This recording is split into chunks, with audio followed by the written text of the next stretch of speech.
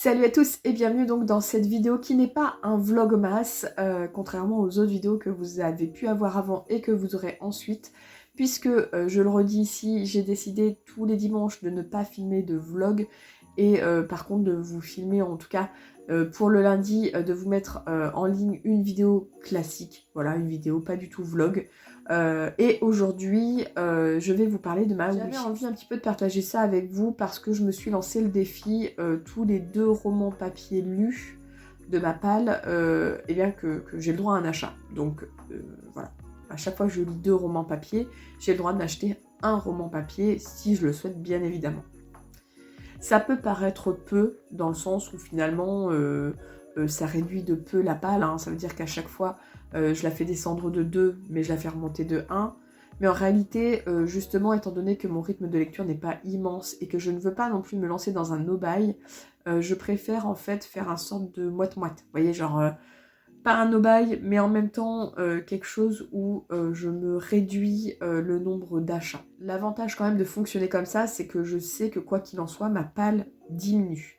Elle diminue lentement, c'est certain, mais si tous les 2 livres lus, j'en achète qu'un seul, elle diminue quand même régulièrement. Si vous prenez un exemple, si on se dit que je lis 6 romans par mois à peu près, ça veut dire que j'ai le droit à 3 achats par mois, et donc sur une année complète, 3 x 12, 36 du coup, 36 romans achetés, contre 72, attendez, 30, 30, 60, si, c'est ça, contre 72 romans lus. Ça fait donc, pour moi à l'heure actuelle, baisser de moitié quasiment, ouais c'est ça, ça fait baisser de moitié ma pile à lire. Donc, clairement, même si ça paraît peu, en réalité, ça voudrait dire que dans un an, je pourrais me dire qu'il me reste que la moitié de ma pile à lire actuelle. Si je suis bien sûr pendant un an ce système-là. Ce qui n'est pas certain du tout. Pour le moment, je ne me mets pas de date de fin sur ce défi. J'ai juste envie d'essayer de me le lancer et voir s'il me convient ou pas. S'il me convient, j'ai envie de vous dire, autant le faire le plus longtemps possible. Après, s'il ne me convient pas, bah écoutez, on verra. Le truc, c'est qu'il y aura forcément des exceptions, puisque il va y avoir des salons littéraires auxquels je vais aller l'année prochaine, donc potentiellement un peu plus d'achats à ce moment-là. Mais bon, on avisera au fur et à mesure. Qui dit forcément lecture et achat dit wishlist, et j'avais envie un petit peu de vous présenter ma petite liste actuelle, j'ai vraiment actuelle, de romans qui me font envie d'acheter, en sachant que tous ces romans sont sortis déjà, sauf un. Je suis vraiment pas allée regarder du côté des futures parutions, parce que je préfère me concentrer sur ce qui est déjà sorti et pas sur ce qui va sortir. Voilà, je sais pas pourquoi, mais les futures parutions, on verra ça plus tard. J'ai envie de voir déjà ce que je n'ai pas acheté et qui me fait vraiment envie. En premier lieu, je me suis noté le The Bone Season, le tome 4 de Samantha Shannon, tout simplement pour avoir tous les tomes en hardback dans ma pile à lire. J'ai lu que le tome 1, mais j'ai le tome 2 et 3 dans ma pile à lire. Et comme je les ai en hardback, j'aimerais bien pas passer à côté, vous voyez, du truc de finalement ne plus jamais le trouver en hardback, ou alors à 500 boules comme certains qui abusent clairement sur Vinted et compagnie. Donc je pense que ce sera franchement un achat assez rapide pour le coup, dès que j'aurai lu, peut-être pas le premier que je vais faire, mais en tout cas assez rapide, juste ne serait-ce que pour être sûre de l'avoir dans le format que je veux, parce que je suis un peu psychorigide sur le format. Ensuite, de séries, de sagas, je me suis noté Sorcier, le tome 2 de Romain Watson et Maxime Fontaine, parce que si vous avez vu ma vidéo en question, j'ai adoré le tome 1, coup de cœur, j'ai surkiffé. Le tome 2 est sorti il n'y a pas très longtemps, peut-être le mois dernier, et vraiment, il faut que je me l'achète pour le lire rapidement. Et en même temps, j'ai peur de le lire rapidement et de pas avoir la suite rapidement, vous voyez, genre... Mais bon, ça va être quand même un prochain achat, ça c'est sûr et certain. Toujours dans les suites de saga, on a Blackwater, le tome 2. J'ai lu le tome 1 cet été, j'ai franchement bien aimé. C'était pas un coup de cœur comme pour certains, mais j'ai franchement bien aimé ma lecture, ça se lisait bien. Il y avait ce petit côté suspense, un poil pas horrifique, mais un petit peu d'angoisse entre guillemets. Et j'aimerais bien continuer pour le coup. Je me suis noté également le tome 5 de Amelia Fang de Laura Ellen Anderson. C'est une petite saga très jeunesse avec une petite vampirette et ses copains. Il y a un yeti, une petite mort, une petite faucheuse et un semi-vampire, semi-fée. Et en fait c'est plein de petites histoires. Alors pour le coup c'est ultra jeunesse, donc si vous aimez pas ça, voilà. Mais par contre, si vous avez des jeunes enfants qui aiment lire, franchement, allez-y, c'est trop mignon, ça fait absolument pas peur.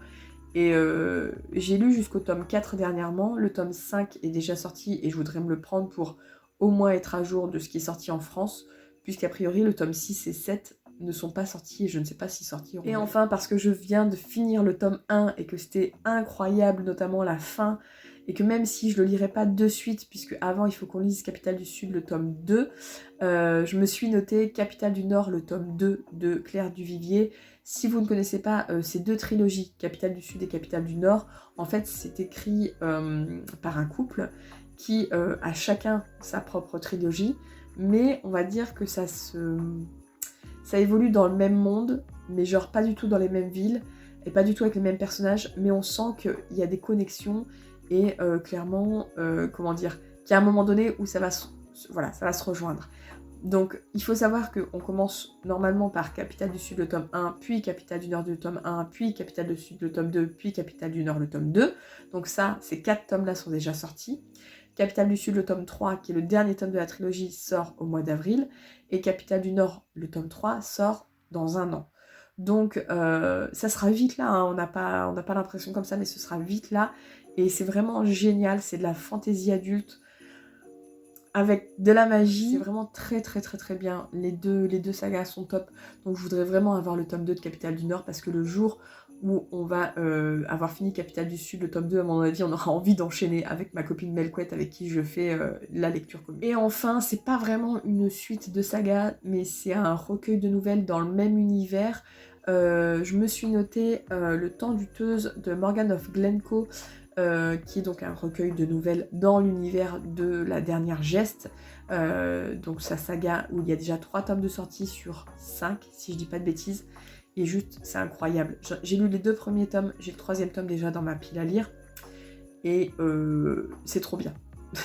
Allez-y, c'est une sorte d'Uchronie, c'est une sorte d'Uchronie, on est dans le futur avec en fait le royaume de France qui en gros est the royaume du monde en fait, vraiment qui gouverne presque tout le monde, et en fait on a le petit peuple qui est considéré comme des moins que rien, comme limite comme des esclaves et tout, et il y a tout plein d'histoires, il y a plein de personnages, c'est juste génial, beaucoup de complots politiques, des petites histoires d'amour mais qui sont là mais qui prennent pas toute la place, et beaucoup d'action. Si vous recherchez de la diversité LGBTQ+, n'hésitez pas, il y en a à foison, et c'est super. Ensuite, je me suis noté QI de Christina Dalcher, je sais pas comment on dit.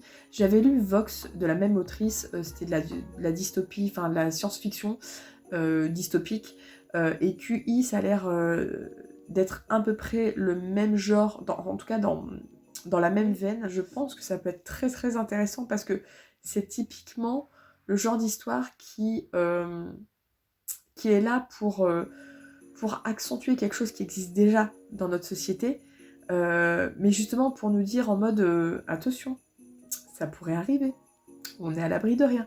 Dans Vox, c'était déjà le cas, où en fait les femmes avaient le droit juste à un nombre de mots à parler, comment dire, et donc elles avaient un collier, et si elles dépassaient le nombre, elles se prenaient des coups de jus, ou elles pouvaient même en mourir et tout.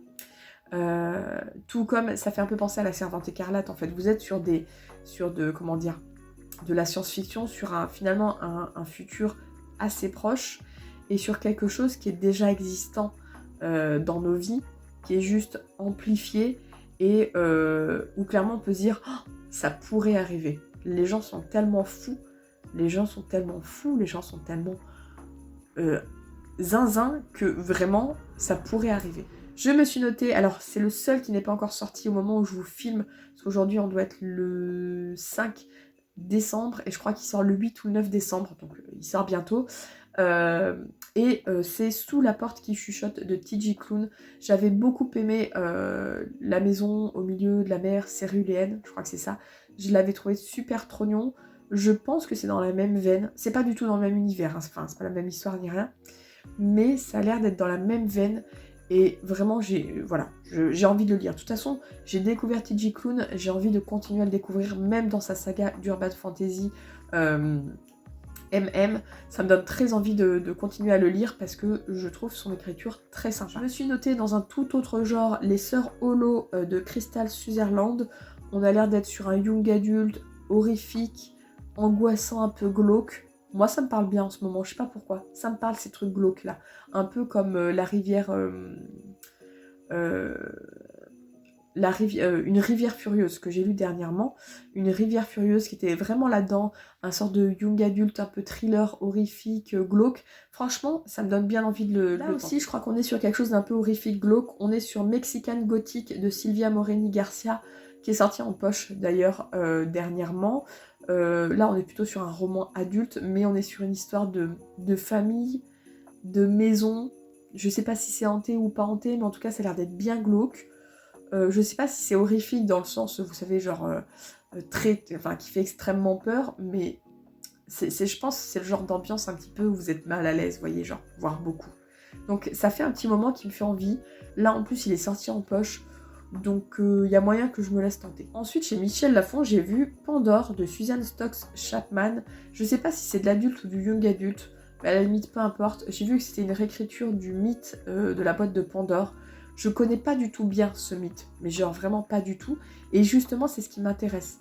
Pour une fois qu'on aborde un mythe qui est finalement moins connu que les autres, pour le réécrire en quelque chose, je suppose, d'assez fantasy ou fantastique. Et franchement, ça m'a donné envie. C'est peut-être pas le premier que j'achèterai dans cette liste, mais je le note. D'ailleurs, si vous l'avez lu, n'hésitez surtout pas à me dire, parce que, et si vous avez lu n'importe quel de ces romans, n'hésitez surtout pas à me dire ce que vous en avez pensé, parce que vraiment, même si je vais pas franchement voir les avis des autres de manière détaillée avant d'acheter les livres, j'aime bien quand même avoir un petit peu du j'aime, j'aime pas, même si, bien évidemment, même si vous n'avez pas aimé, ça m'empêchera pas forcément d'acheter. Mais j'aime bien quand même. Ensuite, je me suis noté La Bibliothèque du Manoir, c'est un collectif, c'est un recueil de nouvelles. De ce que j'ai cru comprendre, on est sur un recueil de nouvelles plutôt victorienne, un peu vibes automnales, Halloween, ce genre de choses. Je peux me tromper, mais j'aimais bien l'idée. Je suis pas une grande fanat de recueil de nouvelles, mais j'avoue que j'aimais bien l'idée. Et puis j'ai vu en plus qu'il y avait Ellie S. Green qui avait écrit une nouvelle dedans, et j'avais beaucoup aimé le premier tome de Steam Sellers.